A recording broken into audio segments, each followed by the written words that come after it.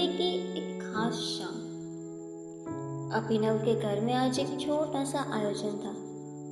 Business circle, media और कुछ करीबी रिश्तेदार मौजूद थे। अभिनव ने पहली बार अवंतिका को अपने निजी संसार में बुलाया था। अवंतिका सादगी से लिपटी हुई ऑफ वाइट साड़ी में आई थी।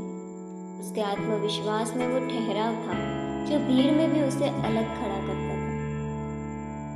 तुम्हें देखकर अच्छा लग रहा है, अभिनव ने धीरे से कहा। भीड़ में रहना मेरी आदत नहीं, लेकिन आज तुम्हारी वजह से आई हूँ, अवंतिका ने मुस्कुराकर जवाब दिया। लेकिन जैसे ही वो ड्राइंग रूम में पहुंचे, सामने से एक तीखी आवाज आई। यही है वो लड़की, एयर होस्टेस, एक फ्लाइट अटेंडेंट और हमारे बेटे के साथ। अवंतिका रुक गई। वो थी देविका मेहरा, अभिनव की माँ। एक पारंपरिक उच्च वर्गीय सोच की औरत, जिनके लिए समाज की इज्जत ही सबसे बड़ी चीज थी। माँ, अभिनव कुछ कहने ही वाला था कि उन्होंने हाथ उठाकर रोक दिया। हमारे घर की बहू कोई नौकरी करने वाली नहीं हो सकती, और वो भी ऐसी नौकरी जिसमें रोजाना सैकड़ों मर्दों के बीच रहना पड़ता। हम बिजनेस घराने से हैं और हमारी बहू की अपनी मर्यादा होनी चाहिए। यह सुनकर पूरे कमरे की हवा बदल गई। सबकी नजरों में हलचल थी। अवंतिका ने एक पल के लिए खुद को संभाला और संयमित स्वर में बोली, शायद आपने मुझे सिर्फ मेरी नौकरी से पहचाना, पर मैं सिर्फ एक फ्लाइट अटेंडेंट नहीं हूँ। मैं एक इंसान हूँ जिसकी मेहनत और आत्मसम्मान ही उसकी पहचान है। देविका तिल मिला गई। बहुत बोलती है ये, यही कारण होगा कि अब तक शादी नहीं हुई। माँ, अभिनव ने सख्त लहजे में टोका। अवंतिका ने अभिनव की तरफ देखा और फिर शांति से कहा, मैं चलती हूँ। किसी ऐसे माहौल में जहाँ मेरी पहचान अपमान बने, वहाँ मेरी मौजूदगी व्यर्थ है। अभिनव ने उसका हाथ पकड़ने कर उसको रोकने की कोशिश की। रुको प्लीज। अभिनव, तुम मुझे जान चुके हो, लेकिन अब तुम्हें तय करना होगा, तुम्हारी माँ का डर तुम्हारी सोच से बड़ा है या नहीं। कहते हुए अवंतिका वहां से निकल गई, गर्व के साथ।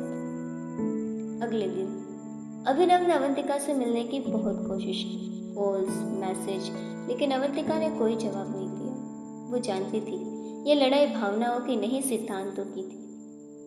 तीसरे दिन वो अचानक एयरपोर्ट पहुंचा। अवंतिका अपनी अगली फ्लाइट के लिए तैयार हो रही थी। अवंतिका, एक आखिरी बार मेरी बात सुनो। अगर ये बात सिर्फ प्यार की है तो मैं उसे समझ चुकी हूँ, लेकिन अगर तुम्हें इस रिश्ते को निभाने के लिए अपनी माँ से माफी मांगनी है तो वो मैं नहीं करूँगी, क्योंकि मैंने कुछ गलत नहीं किया। मैं जानता हूँ, और मैं तुम्हें बदलने की नहीं, तुम्हारे साथ खड़े होने की हिम्मत जुटा रहा। मैं अपने परिवार की परंपरा तोड़ना चाहता हूँ, ताकि एक दिन मेरी बेटी भी तुम जैसी हो सके, बिना डरे, बिना झुके। यह सुनकर अवंतिका की आंखें भर आई। तो फिर लड़ो अभिनव, सिर्फ प्यार के लिए नहीं, एक नई सोच के लिए। कुछ दिन बाद मेहरा हाउस।